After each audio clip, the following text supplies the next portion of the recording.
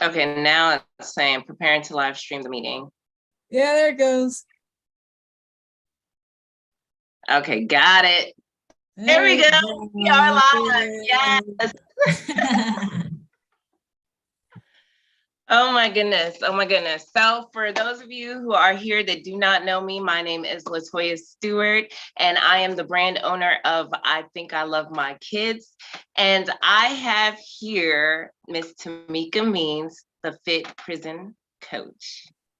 Fit So prison wife. Fit the prison Fit wife. Prison Wife, I apologize. I apologize. She is a prison relationship mindset coach, but she is the Fit Prison Wife. We are both here today because we wanted to sit and kind of discuss what we went through being prison wives. If you don't know, I was a prison wife for a couple of years. Even though me and Mo are not married, we do still have a family and we do have a child together. So our family unit, we kept together during his incarceration. We both built what I we think, hold have. up, wait, that is very good. Yes, We ma'am. gotta we gotta give some credit and some applause because people don't understand how hard that is and they don't understand the statistics. So I want to take a moment before you go say anything else and say congratulations and you made it through. Okay, that was it. Thank you. I know, and we're still together. Yes, that's a lot. Yes. So I forgot where I was even I'm going so with this. sorry. We both, oh yes, we both built what we have today off of what we went through during this moment in our lives. So without further ado, I'm going to let Miss Tamika tell us about herself. I apologize. I'm so nervous. No worries. Yes, my name is Tamika Means, and I am the founder of Prison Love Mindset. And like Latoya said, I myself went through a period of time where I was mothering and being a wife while my husband was incarcerated for roughly 7 years. And I can tell you that it was the worst and best thing that ever happened to me. I guess we'll get into that later, but my journey and experience through that period of my life really inspired me to start a business supporting other women who are supporting a spouse who are incarcerated and who are raising families and are looking to keep their relationship intact. Because I just felt like there wasn't enough support and real help that existed. So that's kind of what led me to starting Prison Love Mindset. So I am all into about health. You know, relationships is the number one thing that can deter your health, right? Besides physical fitness, nutrition, and all of that, you know, and we're going to dive into all that, I'm sure. But yeah, so let's get into it. And thank you for having me on here. This is awesome. We need to have more conversation about this.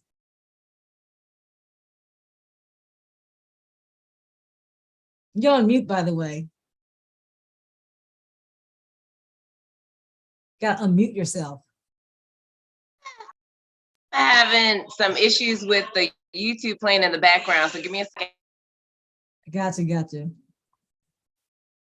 Well, I guess I'll keep talking. So I'm not sure if you guys can still hear me, but so yeah, I think one of the hardest things about, are you back? You got it? I am back and I am ready. I'm gonna shut my mouth now. So for me, I started my business because I knew I needed something more. While Mo was locked up, I spiraled into a deep depression. And I did have a village during that time to kind of help me through, but it's just not the same. Like it's not the same without your partner there. And it made me really like healing from the depression and stuff like that made me realize like girl, like you gotta get it together. Like you gotta pull your life together. You got kids. And when it started affecting my children, like my daughter's grades were doing bad, their mental health was declining. And you can see it. Like if you pay attention, you can see it. And I didn't want that. I didn't want my traumas to spill over onto my children. So originally I started like, I'm gonna start a podcast. I'm gonna tell everybody about all the funny stories and reminisce on that, because for us, before he got locked up, I used to be like, oh, the number one language in our household is laughter. So I just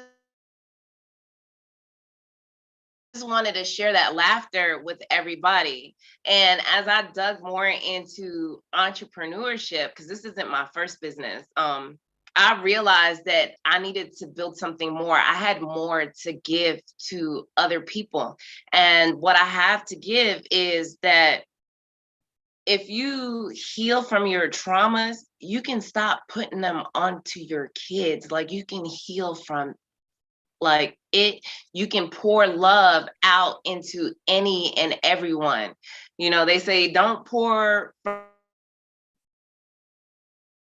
from an empty cup.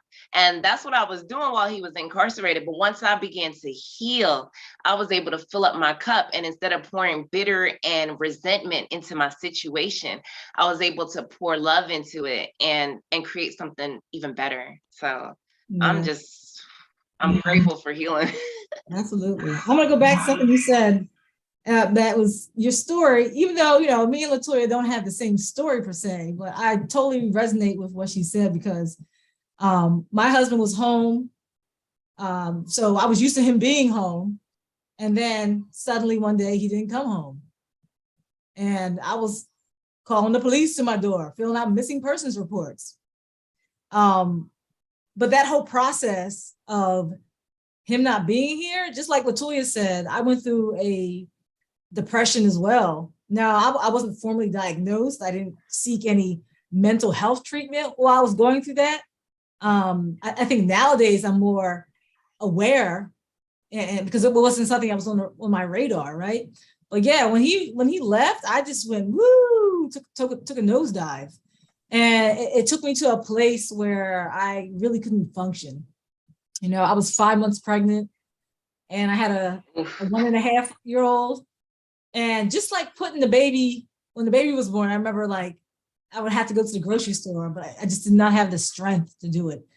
Like just the thought of putting my baby in a car seat and buckling 2 kids in was just way too much for me to do. So like I could, like, my house was a hot mess. Like, I mean, everything was a hot mess. Like I couldn't take care of myself. I really was, like, I was struggling. I just remember having ugly cries every day and praying 1-word prayers, help. Help. Yep. Like, why me? Prayer. That was my prayer. Maybe 2 words, God help. But God knew I was talking to him, so sometimes it would just help. Yeah. So, you know, if you are in this situation now, trust me, you hear both of us speak, you are not alone. If you're feeling stuck, feeling down, feeling like you're all by yourself, I promise you, you're not. You are not. You are not. It just so happens that me and Latoya are on the other side now. But we went through that struggle. You know, you see us, we're smiling. Trust me, it didn't always look like this. Not, even when they first come home, it ain't all smiles either.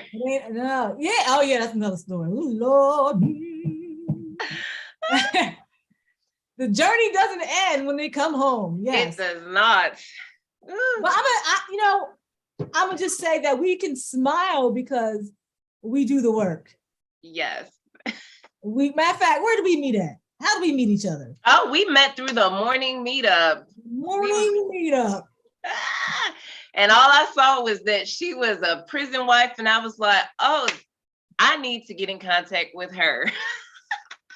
Because so for me, I grew up military brat, immigrant family. So we were I would call the middle class, I guess. So when you grow up with bougie Black people, there's no other way to put this. Like, Black people. Being a prison wife is not something on your radar. You're like, this is not something that's supposed to happen to me. I'm supposed to have the big house with the white picket fence and 2.5 kids, and my life is supposed to be amazing. Yeah, reality check. It sure is. It wasn't even really anybody's fault per se. It was just something that happened in his past that ends were not tied up, so it came back to haunt him, and it ripped him away in a time where he wasn't even expecting it either. So it was really, really hard for us. Like you said, when you have a man that is at home, that's helping out with the kids and stuff like that, and to have him ripped away, and you're like, what am I gonna do? Like, what am I gonna do? Because for the longest time, I used to walk around and be like, oh, he's the better parent. He's the better parent. Now it's like the other way around, and I'm teaching him how to conscious parent because he forgot all of that. And how long was he in? I want to say 2.5, almost 3 years, from 2018, April, I want to say 8th, either the 8th or the 18th of 2018. It was like right before Easter. Like, we didn't even have him for Easter. And he came home in 2020, December of 2020. I think it's important for people to understand that like 2 years is a drop in the bucket, right? 2 years. Now, I'm not saying 2 years is nothing as in the emotional experience that we go through, but what I'm saying, you mean like in time wise? 2 and some change is nothing to what this government, the judicial system, the federal and state, what they handing out to people. And I just want to point that out because she said that she had to reteach Mo how to be a parent after 2 and some change. It is very abnormal. You're going to see somebody get that little amount of years, even when my husband served. That's a boop. There are people out here doing 25 plus 40 years, and that is not uncommon. That is probably the norm. I don't know what you would say, LaToya, but like, look, what they gave him and what he served are it was a difference. I think they gave him like 5 years originally, and he did classwork and he worked to work his time off. Yeah. So, and I think you guys need to understand, like, if you are somebody who is going through this now and you're supporting somebody, I think where we fail as a support system is not understanding what it's going to be like, or taking that time to research what it's going to be like when they come home. After under 3 years, she had to help him adjust. And I'm going through the same thing. We 2 years out right now. We still on an upward trajectory. Yeah. It's been 2 years. We just surpassed our 2-year mark. He just finally got to the place where he found a job where he's, being respected, found a job that he actually likes, and they just gave him a $5 raise. He ain't even been in that long. Nice. And they're like, man, you're the best person we've had in this position ever. Right? And dealing with just like, he's dealt with substance abuse and dealing with the mental aspect of what he used to call it dealing with demons. Every person finds a way to escape the traumas that they've been through. Right? So dealing with they bring that home. They don't just, and they don't tell you everything. I'm gonna leave my baggage at the prison door, and when I walk through this house, everything is just gonna be great. No, that ain't it. That is not it. All that poop and crap they were dealing with that you didn't know about is coming home with them. They brought their suitcase. it's not actual suit. It's not a real bag. You don't see the bag, but you don't ever see the bag when they come home. But they came home with a bag. Trust me, and they ain't a bag of money. Yeah. Well, if Uh-oh. you're lucky, they'll bring home some money. Maybe the federal people. I don't know. Well, he did a work release program, so he was able to do that. I know some people like wish they had that, and Oh, that wasn't my the financial strain is hard. It is. I'm Oh yes, your bills will shoot up as soon as they not even come gonna home. lie to y'all. Even though he was able to like send home money and stuff, it was still. Mm-hmm. And So they like yeah, to eat. I was gonna say though about what you mentioned about the parenting. About your, I think it was your daughter. You mentioned about her grade slipping or something. Yep. And thinking that your trauma was being, she was absorbing all of that and stuff. Yes. I definitely felt that and understand what you mean, because you know, and I know I've told you, but for those of you who haven't heard my story, you know, for me, it was a moment where I realized that, and I assume just by listening to what Latoya just said, that she had a realization too. And I remember, you know, watching my son. I just happened to be standing in the kitchen, and he was walking to the bathroom, and he had this look on his face. He was probably about 2.5 at the time, maybe 3. And he just looked so stressed. He looked like he was carrying the world on his shoulders. And I was like, what does the 2-year-old have to be so stressed about? I'm like, what's going on? And it happened so fast for me. I couldn't even blink fast enough. But in that spare second, I realized it was all because of me.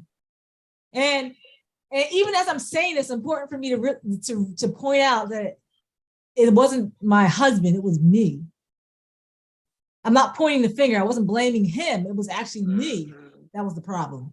I'm not saying that his incarceration didn't cause some of the issues with our children, but I am directly responsible for their growth right now because he is not here. And they saw me moping around and being depressed and, you know, right? And the way he looked was exactly how I felt. The world was on my shoulders. And it was in that moment that I realized, like, oh my God, like I am projecting this onto him. Yeah. So that's literally when everything changed for me. Like nothing changed in that moment, but I changed. So it was all uphill from there. And when I realized that I had power over my children's success, their behavior, their future, that is when I made my decision that I'm going to do better. We are no longer here. That was my first step, just that realization, that awareness. And I think, Latoya, I guess when people realize that how powerful they are and how much influence they have on their children, instead of pointing the finger at everyone or everything else, then they can automatically start becoming better parents. Because now they hold the power in their hands, right? So I just think having that realization at first is the first step. Knowing it is. That's actually something that so I actually still do. I have a breastfeeding community, but I used to mentor other women who breastfed. And one of the things that I used to tell them is to relax, because when you relax, your baby's relaxed and you can easily put your baby to your breast. But it transfers to other areas as well, whether you're breastfeeding or not. Your baby senses, your children, they sense your energy. Like we as humans, we have an aura around us. So what kind of energy are you putting out into the space around you? Because your children, they're little sponges. They're soaking up everything, not just watching what you're doing. They're soaking up that energy. So if you're in a grumpy mood, they're going to be grumpy kids. If you're anxious all the time, they're going to be anxious kids. But if you are calm, relaxed, you can do this. I am amazing, and you instill that into them, they're going to carry that, and they're going to draw from that. Anytime that they're feeling down, they're going to remember, I'm good. I got this. I can handle this, because I attack everything with the can-do attitude, you know? Yeah, and we have to remember that they watch, they observe, they see everything. They see everything. Everything. Matter of fact, look, I was at a school yesterday, I was subbing, Mhm. and I was getting ready to dismiss the kids. And we have masks on, but I mean, you can still see, look in someone's eyes and see what's going on. And I was getting frustrated because one girl was moving extremely slow, and I was like, it's time to go. And she was watching me, and I didn't realize it. So she just out the blue, she's like, are you okay? And I had an internal embarrassed moment that she caught me in that space, right? That she probably visibly saw that I was frustrated. And then I'm like, are you okay? But I think I was embarrassed because that she noticed that I was frustrated. And I was like, damn, I don't want them seeing me like that, right? I'm a teacher. Yeah. So, but anyway, so that it kind of reminds me that, the children are always watching you. The kids are always watching and observing, because like you just said, like the way you handle stuff is you're teaching them. You're teaching them, even if you're not going out and intentionally saying, I'm going to teach them. Because when I was a single mom while he was gone, I had very few opportunities to teach them intentionally, but I was teaching them. Whether I realized it or not, I was teaching them because they're observing me and they're looking at how I handle a situation. That's how they learn, right? So like you said, if I handle a situation and things go wrong and I'm anxious and worried, they're going to act the same way. So just like how you talk about conscious parenting, like, are you conscious of your own behaviors? Are you conscious of your own thoughts? Are you being conscious of how you're moving, your facial expressions, your tone of voice? Because they're going to take all that, take it to school with them, right? So the first step, even if you don't know what the right move is for parenting, the first step, in my opinion, is just being a good person, treating yourself with respect, having a positive mindset. That is probably the prerequisite to being a good parent. Because it don't matter what you intentionally teach them, they're always learning from you. So you got to get that part down first, becoming a better person and staying always in a positive place. And as you said, I can do place, right? And being able to swerve or adapt. Flexible, yes, adapting. If you can't adapt in this world, you're going to get hit with a hammer and you're going to be laying on the sideline. What is it? I don't even remember who says it, but it's a boxing reference. And it's like, if somebody hits you, it knocks you down, you just gonna lay there, you're gonna get up and continue to fight. Like, if life knocks you down, are you just gonna lay there? Because that's what I used to do when I gave into the depression. I would let life literally knock me down and stay there. And I had to get to a point where I was like, look, life ain't finna give me the KO. Life is not about to give me the KO. Like, I gotta do something. That's funny. Yeah, and even before, like, we don't intentionally want to get knocked down. So you guys always got to be on the lookout and anticipate what's going to happen, right? Like when you're super observant, you already know, like, whether you talk about yourself or your children, if he comes in and he got that facial expression on his face, he's going to come upstairs, slam the door, and this is what's going to happen, because you're aware of what's happening. So if you're aware, you can start intercepting things, right? If you're aware and you're paying attention and you're being observant, you can start preventing things from getting to the point of disaster, right? It's just like, if you compare it to parenting to finances, if you're checking up on your accounts every day, if you are checking on your money, then the chances of you overdrafting or not having enough to pay for something are slim, because you already knew it wasn't there because you're checking up on it. You've been observant, right? And Lord knows when my husband wasn't here, overdrafted. Look, that's a whole nother. That's a whole other story. No, this man, get a cash app. I'm like, no. And he find any way to like, I don't know if you had this. Like they look, they're the food. That was the biggest. Oh, I had to get my life in order, girl. That was the first thing I had to get. Well, not the first thing. I had to get myself in order first, and then finances. Look, I had to get my life together. Oh man. Like going from a 2-income home to a 1-income home overnight, that is like. Look, when I tell you, like, we literally, like, within that span of a couple of months, I lost, like, I want to say about 4 or 5 sources of income with him being gone. So before that, we had lost our vehicle in an accident. Somebody hit him in the truck. Luckily, he was still alive after that, but we lost our vehicle. So that was our Uber and I forgot the other one, income stream. And then I had lost my job the month before. Yeah, so I was being a stay-at-home mom, which is fine. And then he got locked up, so we lost his income. And then my middle child, her dad stopped paying child support. So I had to make something shake. Like when I tell you I had to make something shake, I had to make something shake. And by the grace of God, we got it together. I was going to school for other people. I was doing college work for other people. Lord Jesus, I don't do it anymore. But it was bringing in income. But I had gotten to a point where I was like, I'm doing this for other people. Why can't I do it for myself?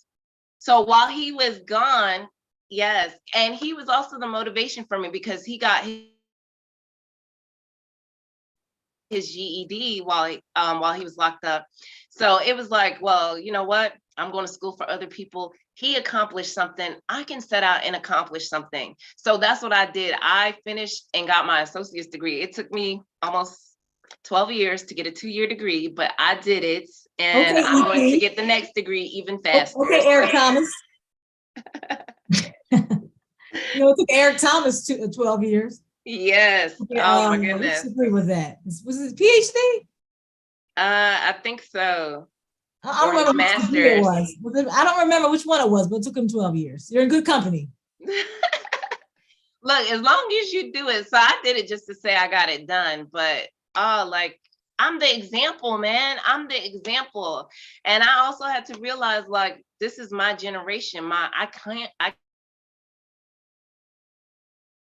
came from immigrants. The ball is in my court. What can I do to bring us up to the next level? Because this is the next layer of the foundation. I have to set this in stone.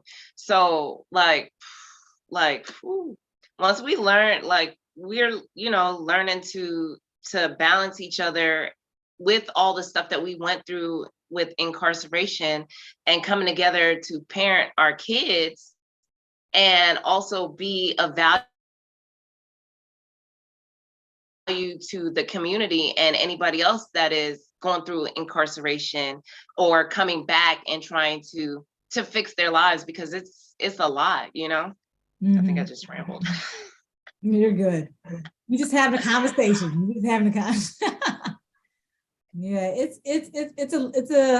I mean, there's so many different avenues. I mean, when you talk about, even if we're only talking about parenting, like you got to talk about the finances, mental health, the kids, like their behavior, like there's so many different, because you're talking about trauma that you're going through, trauma that he went through, trauma that the kids are going through.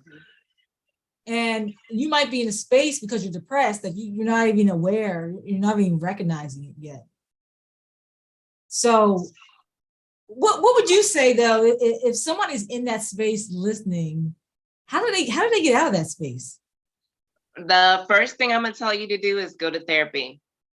Go to therapy. Go to somebody that you can pour all of it out. Because I'm not even gonna lie to you, I had to go to therapy. I might have called the Veterans Crisis Line a couple of times. But they're out there, there's help out there, and I don't know what resources there are for those who don't have insurance. But I think Medicare and Medicaid probably pay for mental health care. I don't know. But if you are a veteran like myself, you do have the Veterans Crisis Line and the VA. And if you don't like the care at the VA, you tell them to send you somebody else because you have that available for you as well. Because once you get your mental health in order, you can better assess everything that you're going through. You can be able to put your family through therapy, because once he comes home, everybody needs to go to therapy. And love, self-love, pour into yourself. Girl, I was supposed to be setting everybody up for therapy. This is Mo, everybody. Hey, My support. My I'm other always half. happy. Did you grow your hair? Yes, Did you grow your hair? No, I didn't cut it. I grew grow it. You grow it longer? Because you got cornrows now. That's Oh it. yeah. Yeah. Wow, looks Yes. good, looks good. I just, thanks. Looking good. Love to smile. Love to see you guys happy. Thank you. Yes, we worked really hard for I'm it. headed back to school. All right. Hey, you ain't lying. Love You ain't it. lying. I totally forgot what I was about to say, but I think for me, if I had to give advice on that, I'm looking back on my own experience. I don't know if I would say for the first thing, go to therapy, only because I know, like for myself, I wasn't in a position to have the mindset or energy to do it. Like you may know, you know, like you're not right, but if no one's like pushing me or pulling me to do it, I know I wouldn't have done it. Otherwise, if I had somebody, I would have been in it. Yeah. But if it's just me and there's nobody there to do it, I think that works great if they have a support system and people who are supporting them know to put them in therapy. I think I was just so out of like sorts that I would have never gone to therapy, and I didn't. And I guess for me, my advice would be probably to start changing your environment. Yeah. Because for me, the barrier for doing that is not as what's the word? It doesn't take as much energy in like Yeah. The word I'm trying to think of escaped me, but like you know, like when you first start out, like you can only do what's like So much. Yeah. exactly. So I'm trying to think what does not require so much energy or that big of a change that I'm going to do. So like for me, like changing my environment, like, all right, don't be around things that are going to further put you in a different, further depression. Don't pull out those pictures of you and hubby because you know you're going to be bawling tears. You know what I'm saying?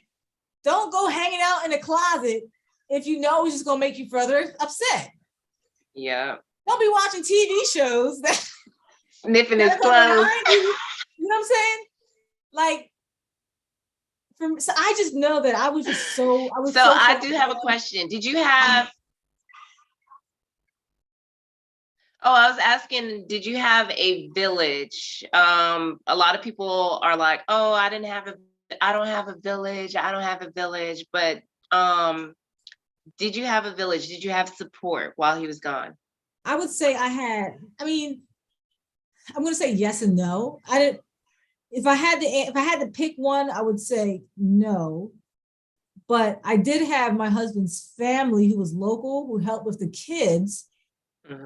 But when I think of village, I think I need like more mental support and not saying that those people weren't there, but I wasn't reaching out to them because I was depressed.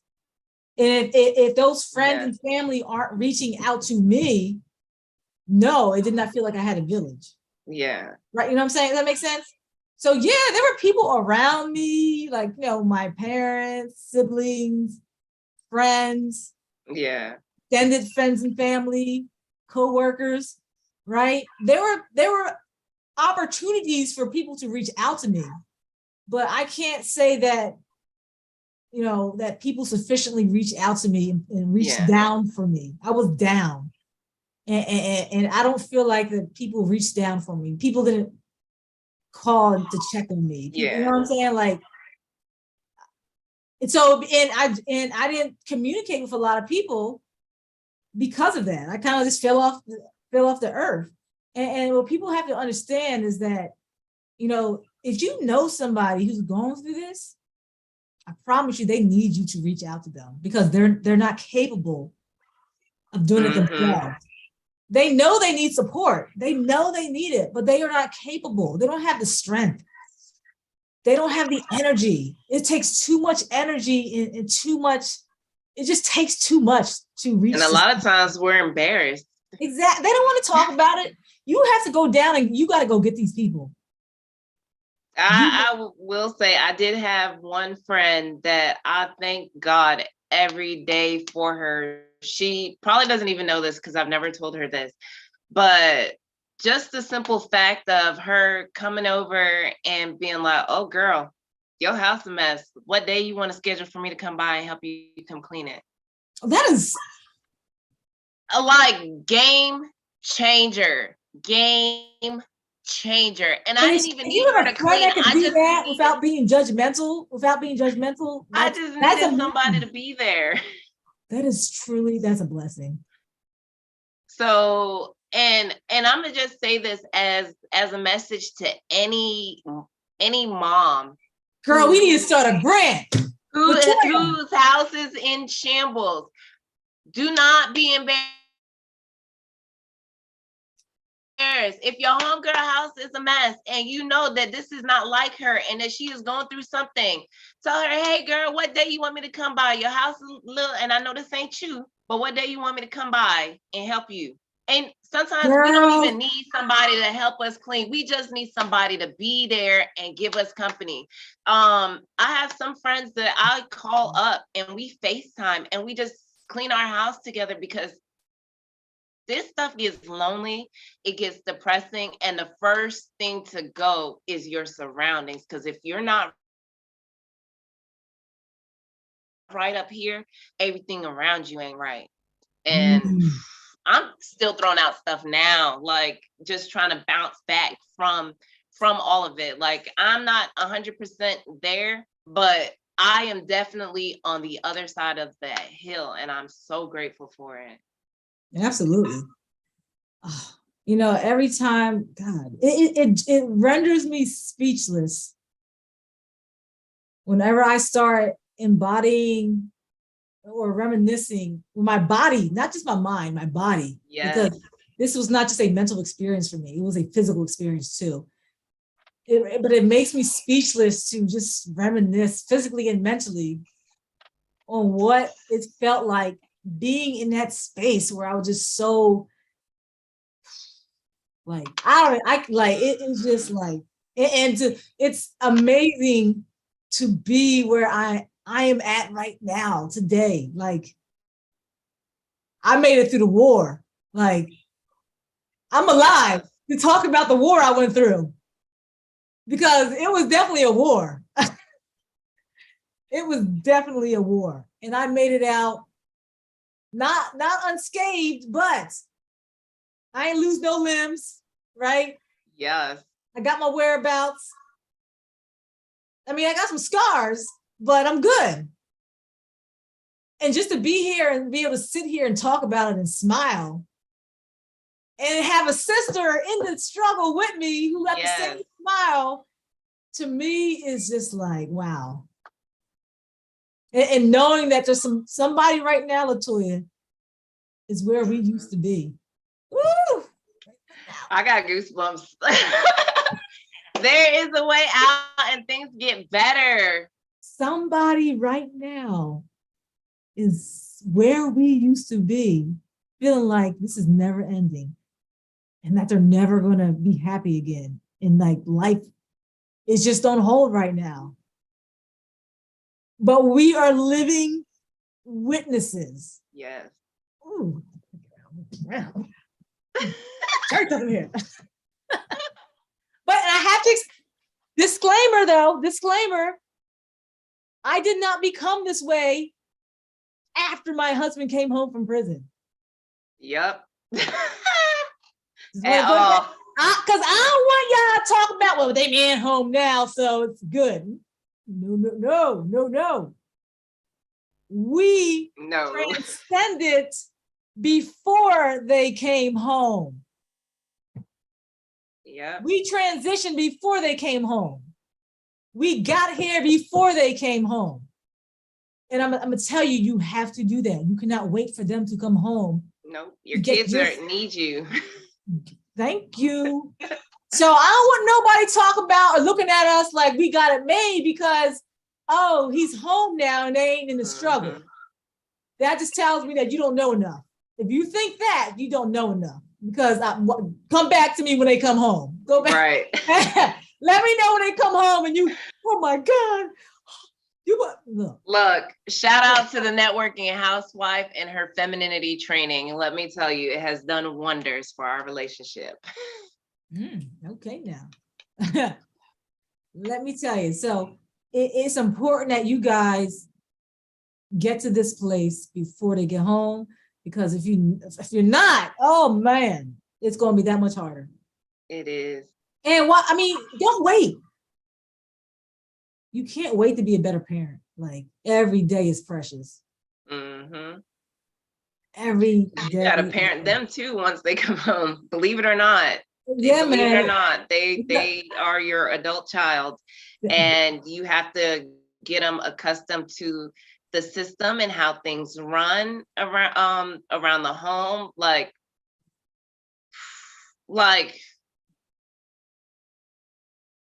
my mom kind of compared it to coming back from a deployment, and even that, though they have their similarities, it's still totally different. It's completely different at the same time, because they definitely need time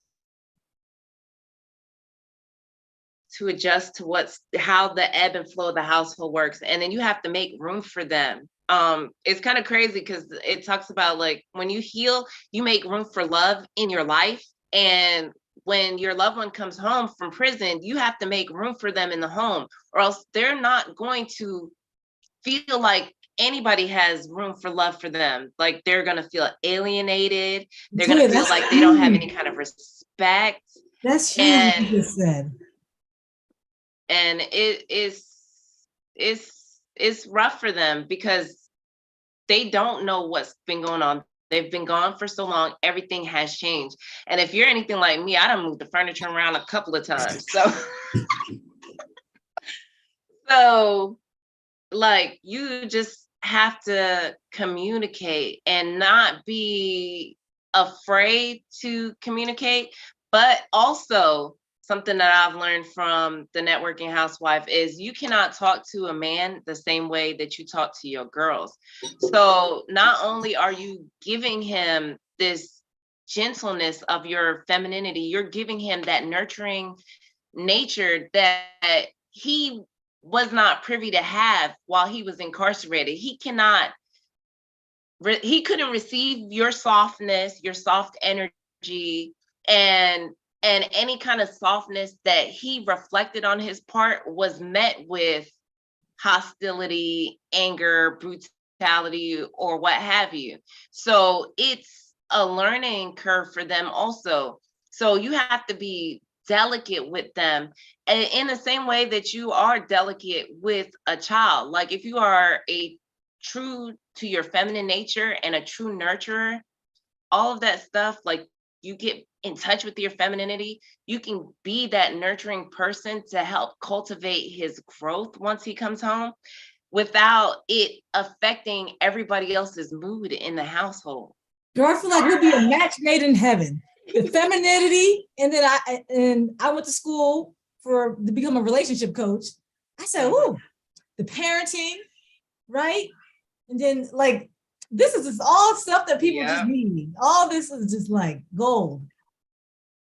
Girl, we need to start a nonprofit. Matter of fact, I am going to hit you up offline on that because we I'm just definitely saying. have something. I already got name in mind and everything. I'm just sitting here rolling in my head all the stuff that we could do. Yes. Yeah, man. You solidified it for me when you started talking about like the energy. I said, yes, I'm the same Yes. thing. Yes. Yes. Energy is everything. And I'm going to say it till the cows come home, as cliche as it sounds. All we need is love. And love energy is the biggest energy. As a matter of fact, I'm going to even go biblical with it because God is love. And if you think of what's taught to us in the Bible where God is in us, it ain't nothing but the love that is in us. And until we can fully love this God created person that we are and love all of it wholly, we can spread the love of God to everybody because we can pour out because the self-love is overflowing. I'm writing a book right now. It's about self-worth and relationships. Talking about, and sometimes at first when I started looking at this topic, I was like, I thought it was odd how a lot of women in prison relationships, or not a lot, some, feel like they're not good enough. And I was like, that's odd. I'm like, why is that? And I kept stumbling upon more and more women who felt that way. And I was like, all that has to do with self-love, the stuff you're talking about, self-acceptance, right? And then if you go into a prison relationship with all that there, and you're not fully accepting yourself and you're not fully immersed in loving yourself, the conditions of a prison relationship where someone might not be emotionally available, someone can't express their emotions, because of the position they're in, or they don't want to make themselves vulnerable, right? That is going to wreak havoc on you. So I decided that I was going to start there. And I'm super excited because I'm almost done. It feels like and then I'm going to do like a workbook with it and then like have like a mini course. But I feel like the self-love definitely and the acceptance. Yes, you should. We all got to work on that because we all can make improvement and get better in that area instead of living in a place of fear and worry and being stressed. Yep. And all that affects your energy. You were talking about energy earlier, right? All that stuff doesn't help with your energy at all. And I think also having that self-love basically keeps you from falling into that trap of my happiness has left. It, like when they get locked up, it's like, oh man, like I depended on this person for my happiness. And if you depend on yourself for your happiness, that them getting locked up, not saying that it doesn't affect your happiness, but it doesn't make you shut down and you can still be happy for your children that are still in the home that are going through this as well. I think there is definitely a greater awareness that happiness is internal because we don't realize that we put a lot of clout or a lot of responsibility on our spouse and even our kids for our own happiness.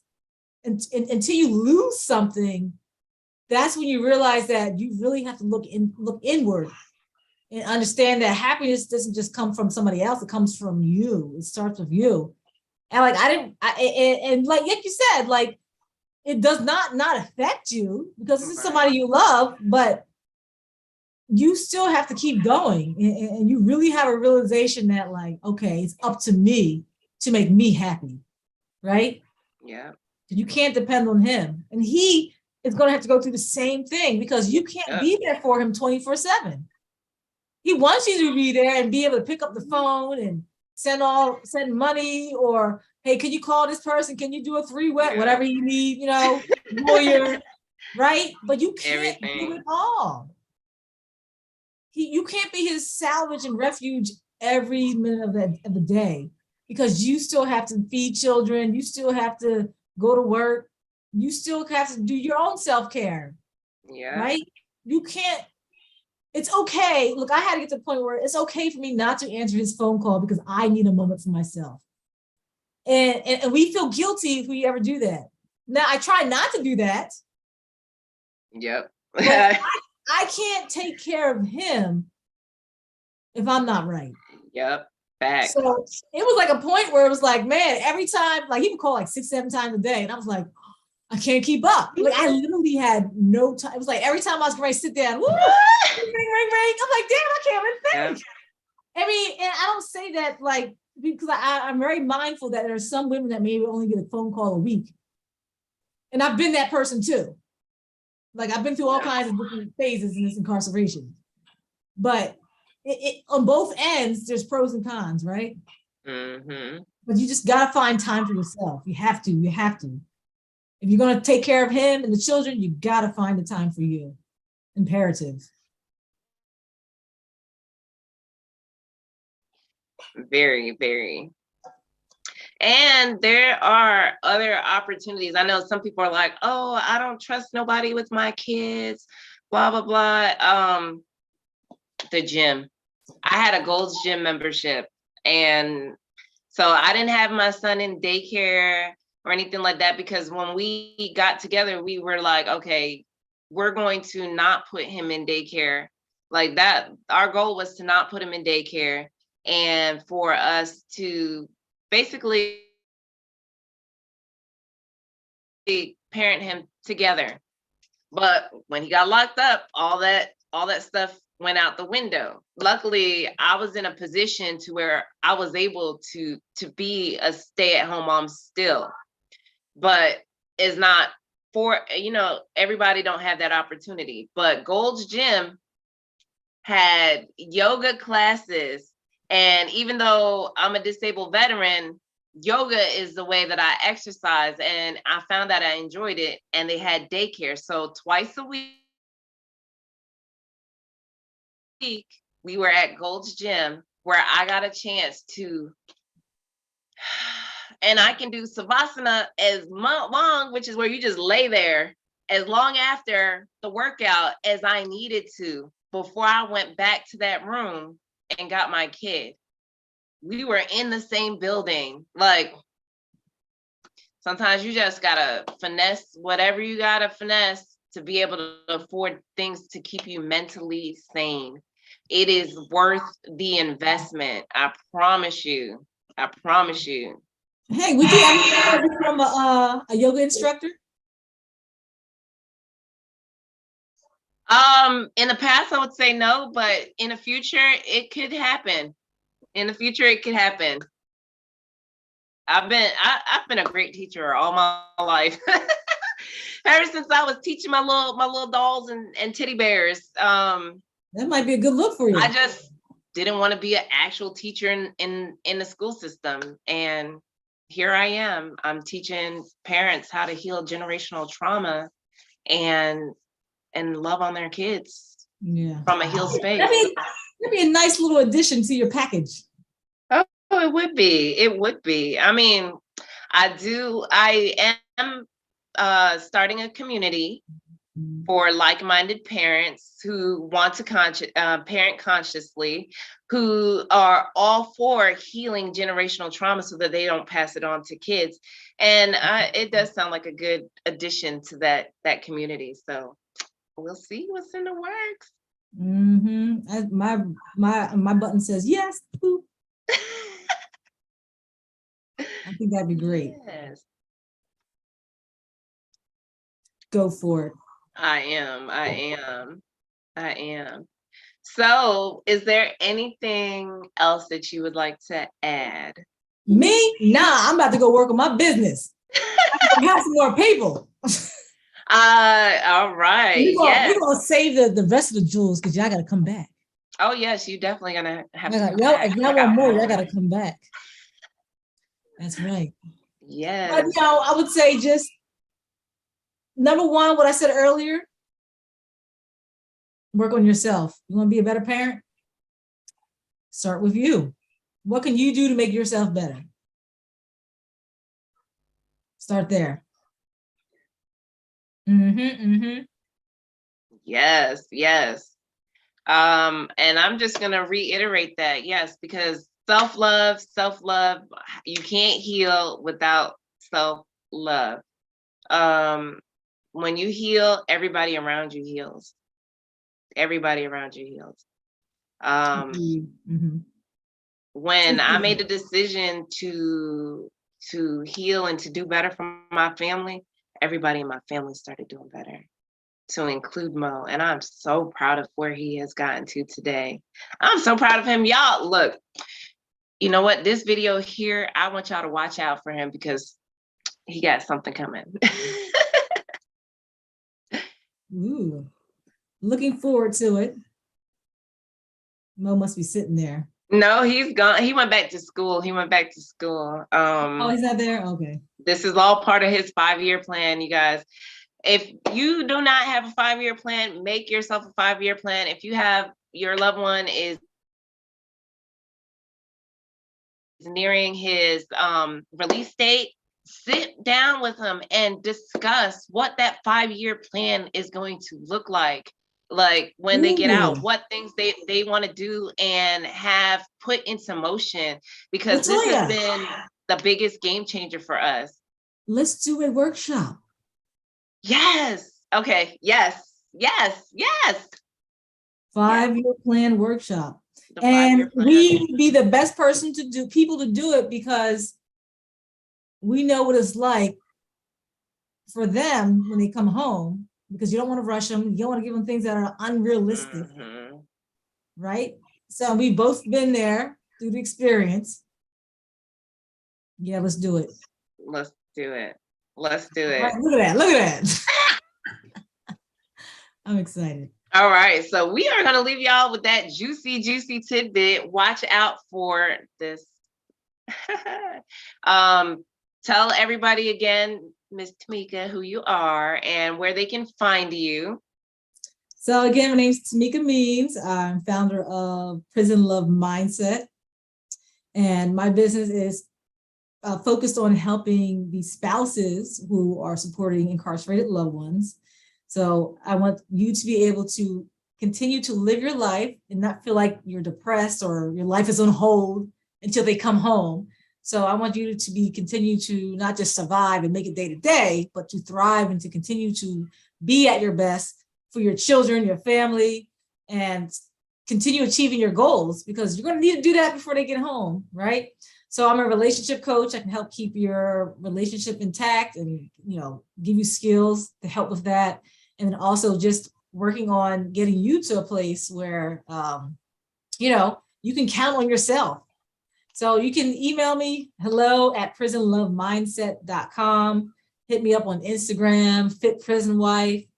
I'm also a personal trainer too. That's where that came from. Love fitness. But yeah, those are the best places. I need to get back on my YouTube. That's what I need to do. I do have a YouTube channel, Prison Love Mindset. So got some videos on there of me and my husband. We got to get back to doing those videos too. So, but yeah, feel free to reach out to me. I'm here. Yeah, and my goal is to definitely just grow my business and get to a point where I can have more programs and courses and, and just touch more people. So super excited. I started my business last year. So not even a year yet. We're almost at a year. So woohoo! Super excited about just, being able to touch some more people and get people out of that black hole. Yeah. Yeah. Thank you so much. And for those of you who don't know me, again, my name is Latoya. I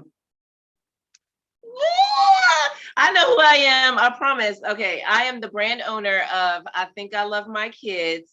And my mission is to help parents heal from generational trauma so that they can restore balance and order in their home.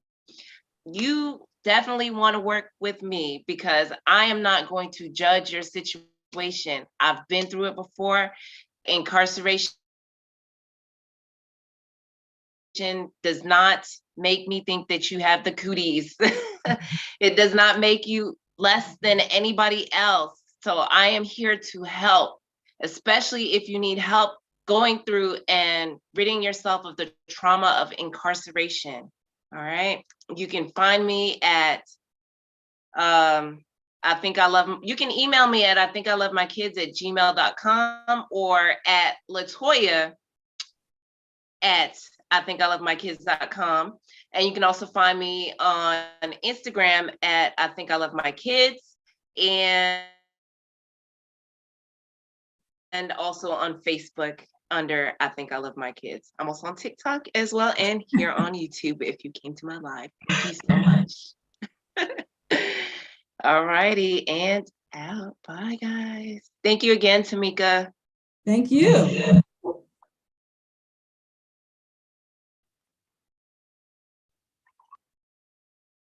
Yay. That was fun.